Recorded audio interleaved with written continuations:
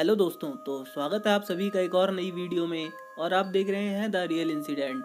और दोस्तों, मैं आपका होस्ट राजू। तो वीडियो में आगे बढ़ने से पहले अगर आप नए हैं तो हमारे चैनल को ज़रूर सब्सक्राइब करिए और बेल आइकन को प्रेस करिए ऐसी ही रियल इंसिडेंट वीडियो देखने के लिए। दोस्तों, आज की कहानी हमारे ही एक सब्सक्राइबर आकाश जी ने शेयर की है, तो आगे की कहानी मैं उन्हीं के पॉइंट ऑफ व्यू से सुनाऊंगा। और दोस्तों, अगर आपके पास भी ऐसी कोई कहानी है तो आप हमें इंस्टाग्राम पर शेयर कर सकते हैं। मेरा नाम आकाश मिश्रा है और मैं उड़ीसा का रहने वाला हूँ। आज मैं आपको मेरे और मेरे दोस्तों के साथ घटी सच्ची घटना से रूबरू करवाना चाहता हूँ। उस समय मैं कॉलेज के प्रथम वर्ष में था। हम तीन दोस्त उमेश, मैं और आशीष हमेशा साथ रहते थे और घूमा करते थे। मेरे दोस्त उमेश के पिताजी हमारे प्रदेश के एक चर्चित नेता थे और उनके कई फार्म हाउस थे जहाँ वो छुट्टियाँ बिताया करते थे। एक दिन मैंने उमेश से उसके फार्म हाउस पर घूमने की बात कही तो उसने हाँ कह दिया। हम तीनों दोस्त उमेश की कार में एक दिन उस फार्म हाउस के लिए निकल गए। वो फार्म हाउस हमारे घर से 20 किलोमीटर दूर एक सुनसान जंगल के करीब था। जब उस फार्म हाउस में हम पहुंचे तो हमने देखा कि ये तो बहुत पुराना है। उमेश ने बताया कि ये फार्म हाउस मेरे दादाजी ने बनवाया था और पिछले 5 सालों से बंद पड़ा है। उस फार्म हाउस की रखवाली एक गार्ड करता था। अब हम अंदर पहुंचे तो देखा कि बंगला तो काफ़ी आलीशान था, लेकिन काफ़ी जर्जर हो चुका था। उस बंगले को देखकर अनुमान लगाया जा सकता था कि आज से 40 साल पहले ये बंगला कितना सुंदर लगता होगा। हम उस बंगले के एक एक हिस्से में घूम रहे थे, तभी हमने देखा कि एक कमरे के बाहर बहुत भारी ताला लगा हुआ था। हमने उमेश से पूछा कि ये ताला यहाँ पे क्यों लगा है, तो उमेश ने कहा कि उसके पिताजी ने उसको बताया है कि उसके दादाजी ने 5 साल पहले इसी कमरे में फांसी लगाकर जान दे दी थी।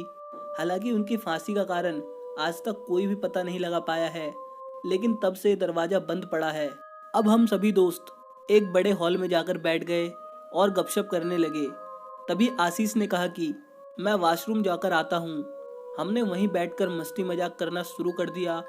आशीष को गए अब काफ़ी देर हो गई थी और वो अभी तक नहीं आया था, तो हमने सोचा कि वो कहीं बाहर घूमने तो नहीं चला गया है। हम उसको ढूंढने बाहर गए और गार्ड से पूछा तो गार्ड ने बताया कि यहाँ तो कोई नहीं आया है। अब हम वापस घर के अंदर आ गए और हर कोने कोने में आशीष को ढूंढने लगे। तभी उमेश की नज़र उसके दादाजी के कमरे की तरफ पड़ी तो उसने देखा कि कमरे का ताला टूटा हुआ था। हम डरते हुए उस दरवाजे के करीब आए और दरवाज़ा खोला तो देखा कि आशीष उस कमरे में एक कोने में दुबका हुआ बैठा था। अब हम उसके पास गए और उससे पूछे, अरे भाई, ये ताला तोड़ तू यहाँ कैसे आ गया? तभी आशीष ने ऊपर देखा तो उसकी आंखें एकदम लाल थी और वो एक अजीब भारी आवाज़ में बोला, भाग जाओ यहाँ से।